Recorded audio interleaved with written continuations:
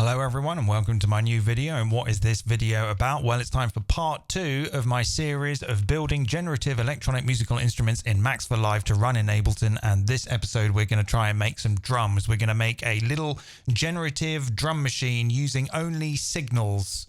All the rhythms, all the events and all the sound design is all going to come from Max. And here is a little teaser of what we're going to sort of expect. Something along these lines. Let's maybe come down a little bit in tempo. Let's try 120. So everything that you're listening to here is all being generated with audio signals. The drums, the rhythms, everything. And we're going to try and recreate that right now. I'm going to do my best to memorize all of this. I'm doing this all from memory. So please be patient with me if I hit a few brick walls whilst I try and remember all of this stuff, because it's really complicated. Well, I'm going to try and make it not too complicated. This is about sort of exploring and trying to find ideas in amongst the chaos. But sometimes those finding those ideas takes a little bit of time. Anyway, let's make a new Max instrument. Let's drop it into Ableton. Let's open it up and let's zoom in a tiny bit. Come over here. Right, let's start with a phaser. And I'm going to tell this phaser to go at 1.0.0, which is 1 bar, at lock 1. So it's locked to the transport in Ableton. And then I'm going to make a live scope and start the transport. Then we're going to get a ramp from 0 to 1 over the course of 1 bar at 120 BPM. Okay, so I kind of had a challenge that I was going to try and drive everything from this one phaser, but on revisiting this idea, I decided, actually, what's the point? I can use as many phasers as I want. But I'm going to use this one phaser here just to make a simple kick drum that is dead on the one. So I'm going to make a delta, which is going to report a sudden drop in sample. So basically, like when that sample like drops back down to 0, it sends me a little single sample trigger like that. But I want it to be in the positive range. So I'm going to say, give me a 1 when that signal goes less than 0. There we go. Right. So I'm going to use that as a little sort of simple trigger for a kick drum dead on the 1 at the start of the bar. So let's make a kick drum. Let's make a cycle. And over here, let's make a slide. Let's slide up by 0 and down by 2,500 samples. We get a nice slide down like that. Okay. Let's multiply that by, let's say, 150. So that's going to sweep down from 150 hertz down to 0 on this sine wave oscillator. And then let's make a multiply here and have the same slide go to the amplitude of that sine wave. Let's make a live gain. And probably most likely we'll see some signal there. Okay, very nice. Let's move this up a little bit. So let's get the plug out and plug that in to the plug out. We should have a kick drum. There we go. Not bad. Not a bad sounding kick drum. Let's maybe try and make it a little bit more. We could apply a tiny little bit of distortion. Let's use a tan H. What's that say? Oh, where's it gone? A tan H signal hyperbolic tangent function. Let's try that. And then multiply the signal going into that by something like 3. A little bit of dirt. Let's maybe do that 1-pole trick I did in the previous video. Let's do a 1-pole filter at something like 50 hertz. We just get a little bit of slide up. Let's apply that to the amplitude. Yeah, it's all right. Let's maybe not, let's multiply it by 1.5. Okay. That's a fairly nice understated kick drum. That's dead on the 1. So if I go back to Ableton, turn on the metronome. 1. 1. Right. Okay. Let's do a snare. Let's turn that down a little bit. So for a snare, where does the snare happen? 1, 2, 3, 4. So we're going to need 2 events per bar. So let's try another phaser going at 2N at lock 1. Let's have a look at that, see what that's doing. 2, 4, 1, 2. 1. Right, okay. So the problem with that is if we take the same thing that we've done here and use this as a trigger for our snare, the timing is going to be right, but the placement is not, because that is still going to be on the 1. 1, 2, 1, 2. And actually we need it on 1, 2, 3, 4. 1, hang on. 1, 1, 2, 1, 2, 3. Right, and we don't want it on the 1 on the 3, we want it on the 2 on the 4. So we're going to have to offset this phaser. So the way that we can do that is first we can modulo this phaser by 1, so that no matter how much we add to this signal, it's still going to wrap back around 0 and 1. And then I can add, let's try adding 0.25. So now that phaser is a quarter out of phase with this phaser. Let's have a look. Yeah. They are 25% out of phase. So if I take that delta and plug that into our newly out of phased phaser, which should be aligned with our snare, then we should have a trigger for a snare. So let's make a quick snare. Let's make a cycle and we'll multiply the slide by 200. We'll get some noise in here and we'll multiply that by something like 0.5, and then we'll add them together here.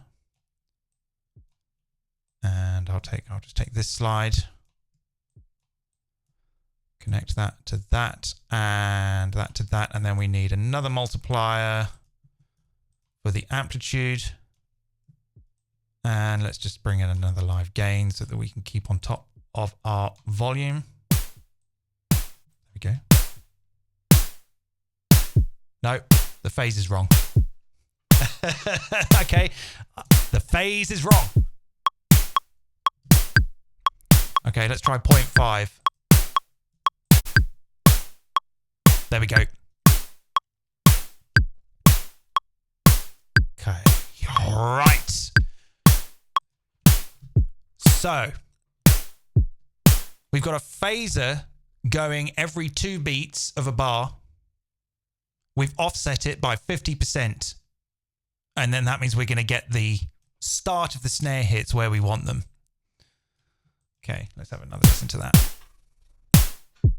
Okay, weird that it sort of does it when I... No, okay, that's fine.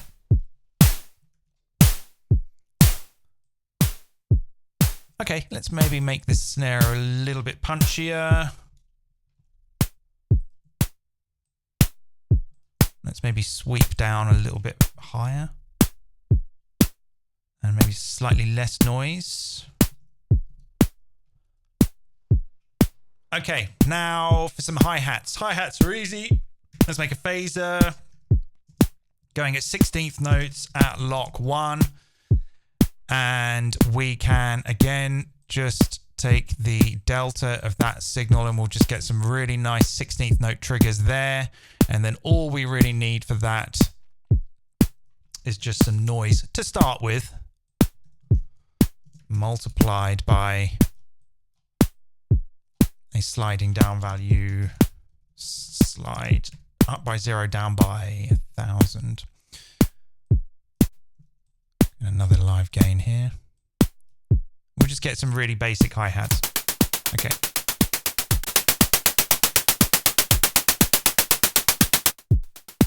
Okay, little bit much. So I'm going to do I could do a state variable filter and come out of the high pass outlet, which I think is this second one. And we can say high pass at 5,000 hertz. There we go. Let's maybe say 6,000 hertz. Okay, so we've got the beginnings of a pretty sort of standard 4 to the floor kind of rock 16th note drum beat, right?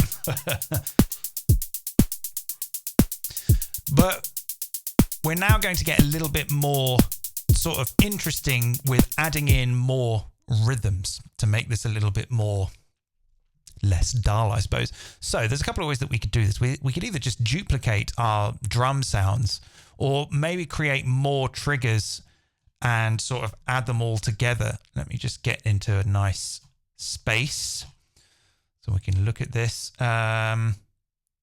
Kick, snare, hat. Let's just put all these over here. Okay. So one thing that we could do is maybe make some decisions over some rhythms that we want and switch between various signal chains of those rhythms. So one thing I like is kind of like a dotted eighth note. So with the kick, that would be like but, and on the snare, like a the dotted eighth note. So how are we going to generate a dotted eighth note? We could use a phaser going at a dotted eighth note, but I actually want to use the phaser that's driving. Well, let's start with the kick. I'm going to use this phaser which is driving this kick, which is just sending one trigger at the start. So I could use a rate. Let's use a rate object, and I need to work out what a dotted eighth note of 1 bar would be as a signal value. We're going to have to work that out. So let's zoom in a little bit. Let's make a sig at 1. We're going to divide that by 16, which I know is 0.0625. We can confirm that here. 0.0625. Now, 3 of that is going to be a dotted eighth note, 3/16. So let's multiply that by 3. Oh, not by 0.3, by 3. And so this is when it starts to get a little. Well, I personally find this stuff interesting. This has kind of been my life for a while now, because I've been using all of these ramps to do all kinds of max patches. And I should know that a dotted eighth note is 0.1875. So that is a 16th note. That is 16. That is 1 divided by 16 multiplied by 3. That is a dotted eighth note. That is an eighth note and a half. It's 3/16 notes. So I can, I can just basically tell this rate to go at a rate of 0.1875 of this incoming phaser at sync lock. And then what we get is we will get a dotted eighth note trigger version of that. Now, what's interesting, actually, is that it's not resetting on the phase. I don't know why that is. I think it might be because... Okay, so I tell you what we're going to do. We're going to do a little comparison here. We're going to compare that to simply moduloing that phaser by the same amount, 0.1875. And we're going to look at the difference, because they're very similar, but not quite. And the reason why that is that they're going at the same speed, but the modulo one resets when the phaser gets back to 1. So we'll get a little gap there. And it doesn't go all the way through the phase. The rate is kind of like a clock divider and a multiplier, whereas the modulo is kind of like slicing that signal into smaller bits. So actually, I might go with the modulo version. I'll keep that one there just in case. So again, let's do the delta trick. Delta, and then give me a 1 when it's greater than nothing. Now, if I was to take that trigger now and add it to these triggers here, I could just simply do an add here. Yeah. Now we're getting a little bit much of amplitude there, because 2 of those signals are being added together. We're going to take care of that later. So you can hear what's happening. Now, if we compare that with the rate version, not only visually can we see that they won't line up, but we can hear it by adding it. It's actually kind of quite good though. So it's sort of which one do we go with? Actually, this one is quite good because it doesn't overlap. But can you hear how already that sounds quite funky?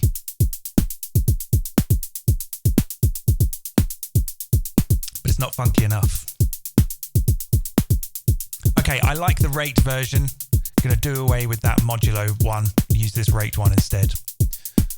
Okay. So sometimes you just have to sort of experiment and find out which one is best. Okay, let's take another rate and have this one go at a 16th note of the rate of this phaser, which I know is 0.0625. And I'm going to make a sample and hold. In the previous video, you might remember that I kind of made a sort of sample and hold probability gate trigger opening and closer thing. I'm going to do the same thing again here. Going to take the absolute value of some noise, run it into a sample and hold. And then I'm going to create a 16th note trigger from a 16th note division of this top phaser using this rate object. And then what I'm going to get is a 16th note sample and hold waveform. Okay. And then what I'm going to do is say, when that gets above a certain number, let's say 0.75, give me a 1. There we go, it's done it. Right. And I'm simply going to use that to multiply that second trigger.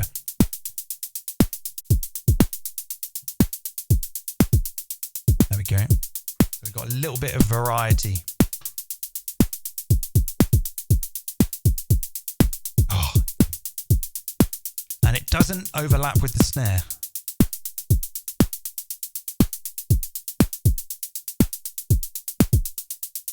Yeah, I like it. Let's just crank it and see what it's...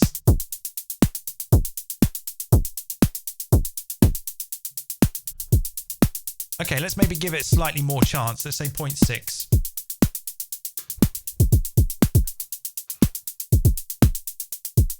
Okay, and then let's also use that same sample and hold, this one, to apply a little bit of amplitude modulation to that second... I wonder if this would work. Let's just try this. See if we can actually multiply the amplitude of the trigger. See if that makes it. You can actually look at it.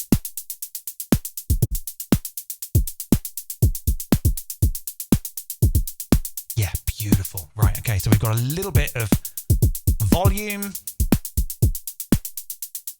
Okay, this is starting to look messy already. Let's see if we can kind of neaten this up as we go. Okay.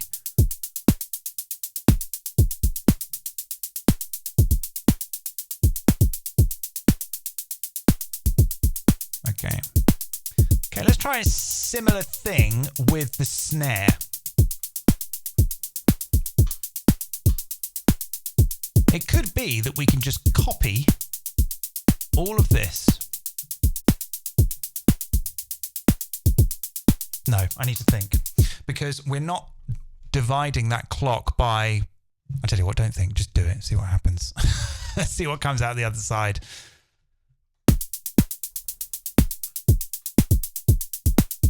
So that is going to be not a dotted eighth note, because this is going at a slightly faster rate.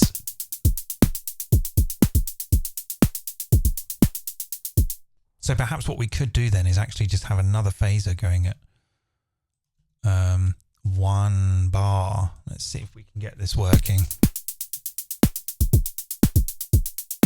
Let's have a look at the delta of that signal.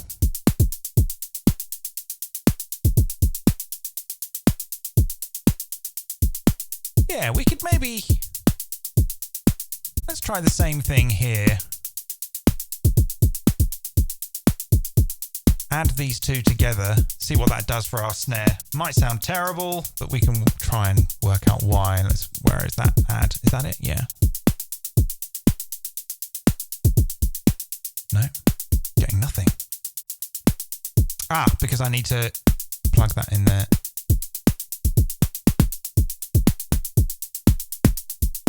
Yeah.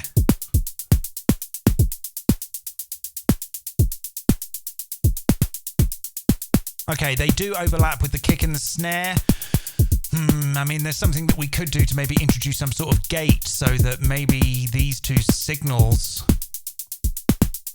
only go to the kick and the snare in their sort of respective places. I wonder how we could do that. Let's maybe take this phaser and put a... oh, what have I just done? What is all that? Let's try greater than... well, let's try less than 0.5.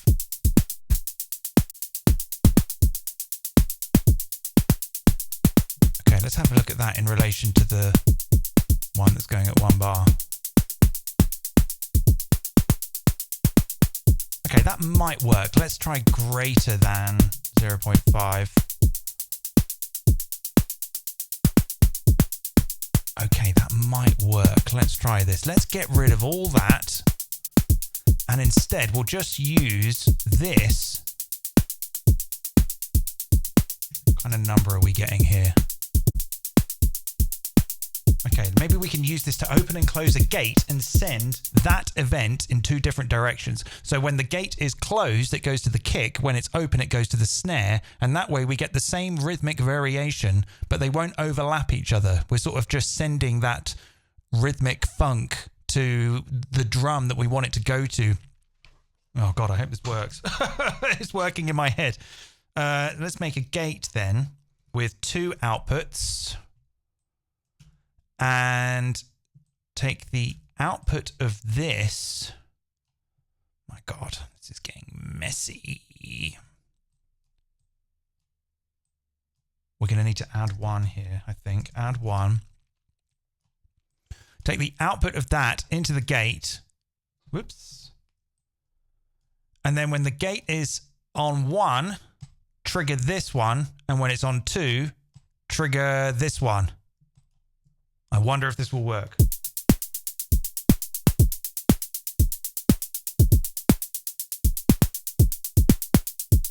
Yeah. Because that's kind of what drummers do, right? Drummers generally, when they're in the groove and they're funking about, they most of the time aren't going to do the kick and the snare at the same time. They're working between the two, alternating between the two. So if I pull the chance down, this is kind of the chance here of this happening, this extra funk. If we pull that down to 0.25,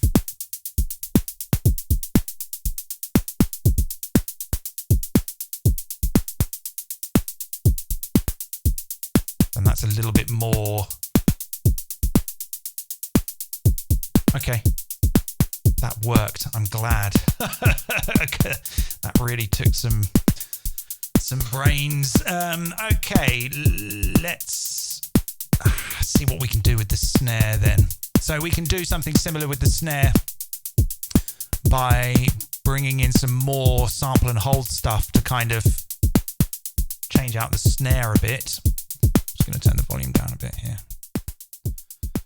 So let's make a sample and hold, and we can use the noise that's actually generating the hi-hat sound. So we can take the noise from that, and here we're going to have, we can take the delta that is doing the trigger. Okay, that's nice. So we could start by maybe amplifying the signal a bit. Yeah.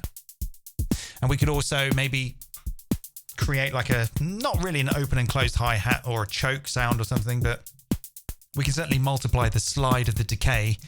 So let's multiply that by something like 5,000. That's 50,000. Let's try 5,000 first. Connect that here. Yeah. Oh, I love it. The drum sounds are not particularly great. They were quick and dirty. I'm putting a lot of the thought into generating the rhythms.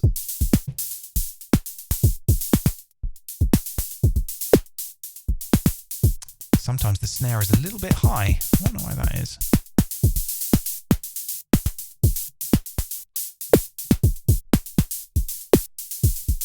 I'm going to do a slightly more aggressive slide on the kick.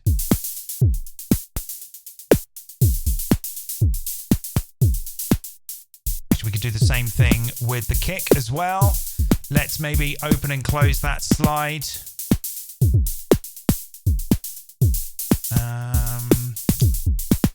Actually, let's leave that one. Let's see if we can use 2 slides. Let's leave that one at 2,500 samples.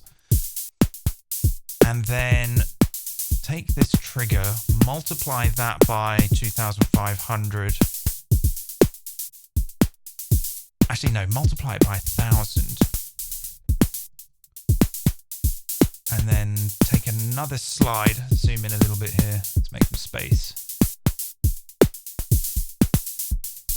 Slide that 0 by 1,000, but then that is going to multiply that slide there. This trigger to this slide. Let's see if that's worked. No, that hasn't worked. Why hasn't that worked? I need to use the other trigger. Where's that other trigger? It's coming from there. Okay, let's try this one. No.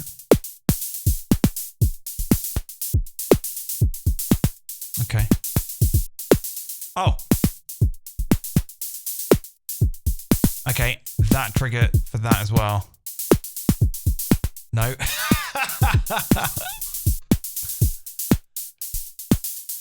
Okay, I haven't thought this through. I'm getting carried away. I'm already making mistakes. Let's think about this properly. So I need to trigger my sample and hold. That's going to get triggered from this, right? Let's see if that's working.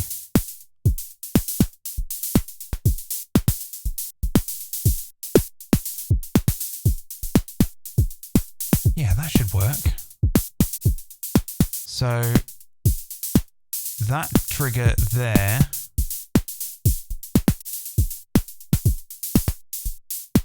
let's see if we can add these two together. Gosh, this is already getting really messy. Let's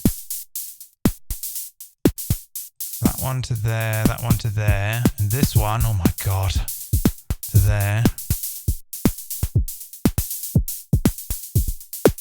Yeah, so some of them are just going to have a slightly different timbre. That is an absolute mess. Look at that. Right, let's put that there.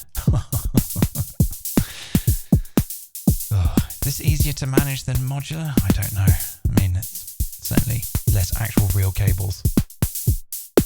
Later on, we can just auto-align all the cables and it'll look fine. Okay. Zoom out a little bit.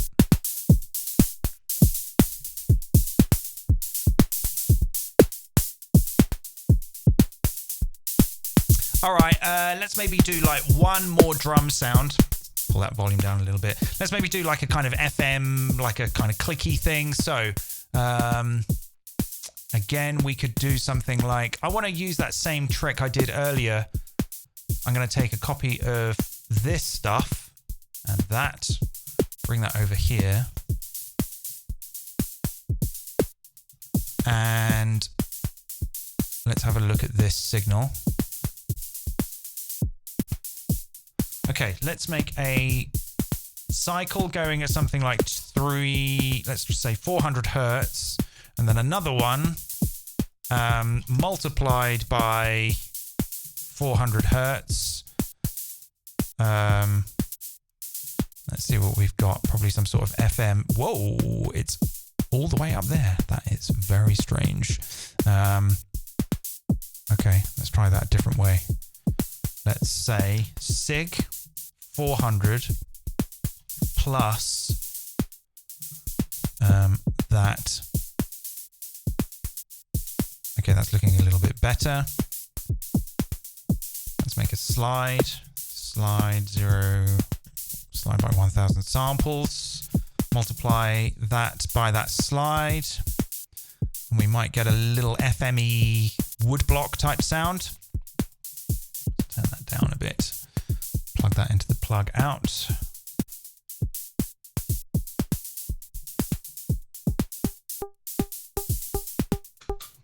Okay. Not really quite an FM woodblock sound. Let's try something like 10,000 on this.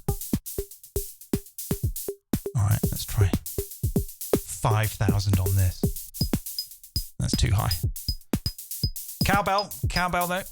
Triangle. Let's try 100. Yeah, that's pretty digital sounding.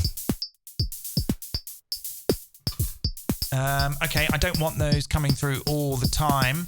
So I'm going to do the sample and hold gate trick again. Make a noise here. Set the absolute value of that noise. I'll get into a sample and hold. Show me what that gives me. Okay. When you get above 0.5, let that through. And we'll use that to multiply the trigger. To gate the trigger that's coming into. Yeah. Just a little bit of variation. And then we could maybe take that that signal here and multiply the frequency of one of the FMs on the, so let's say multiply by 5,000.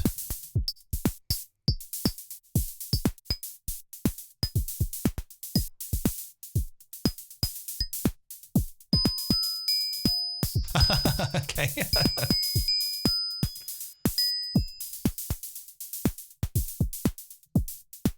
1,000 samples. I like this modulating the decay thing. So I'm going to do that a lot here. I'm going to say multiply by 5,000 and add 100 so that it doesn't go beneath 100.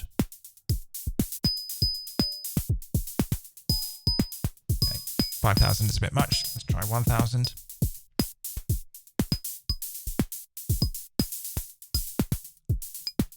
Sweet. All right, I think that'll do. How long have I been going? Yeah. I mean, I haven't even scratched the surface of the type of stuff I want to get into, but I want to sort of ease you all in.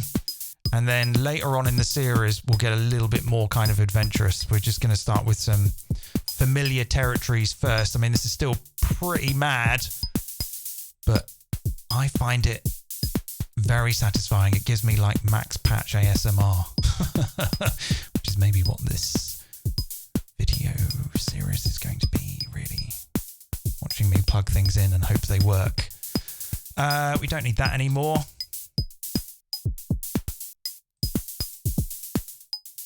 Let's listen to it. A bit beefed up, bit of compression on my mixer. Oh God, sucked all the life out of it. Okay. I made a really good kick drum the other day, and I thought I'd done it this. Whoa, what have I done? Thought I'd done it the same way here, but it appears I did not. Let's maybe take this one pole out for.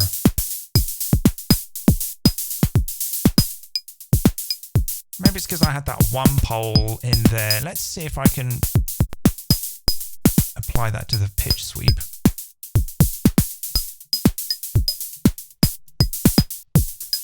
Yeah, man, it's funky. Let's high pass those hats a little bit more.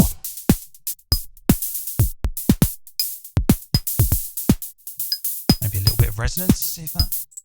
Oh no, not that.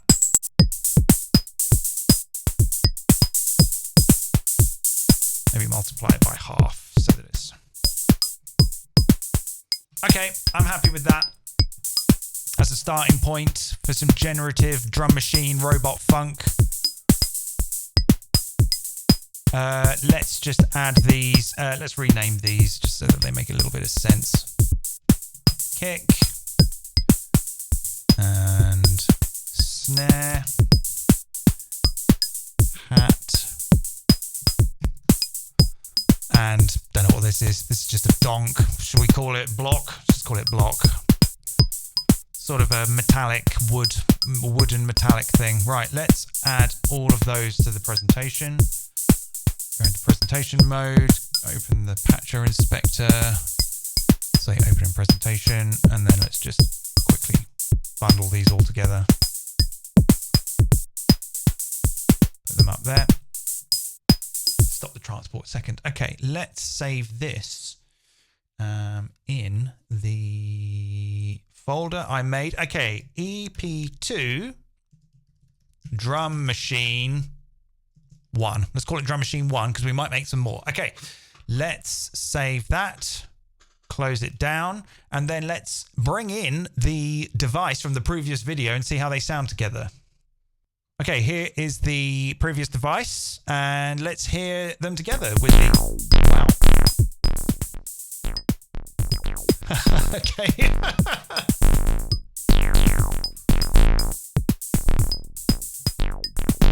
Let's stick a limiter on that master track.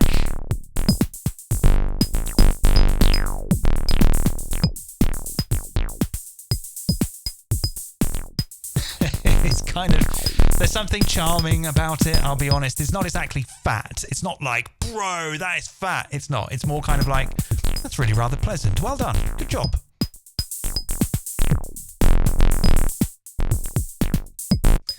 But some of these things are going to need some work. Like, even though I've made a melodic monosynth, there are many, many melodic monosynths I can make, and I'm going to make more of them. Any kind of idea that I have, I'm just going to make it into a little device, and then, you know, we'll just build up this really nice repertoire of all of these little things that we can just sort of drop in, and maybe they'll do something.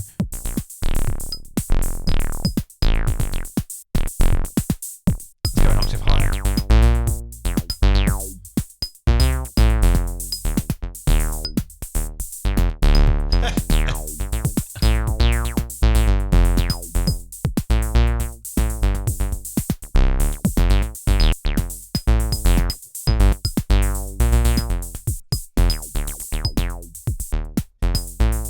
Okay, all right, I like it.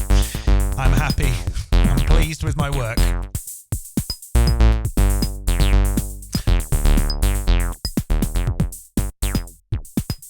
Let's stick raw on the drums.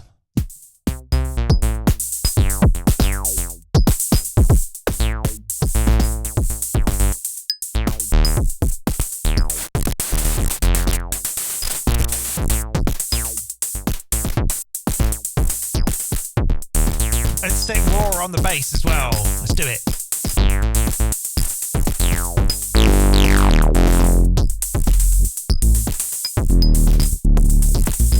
That's it. I've ruined it. Ruined everything.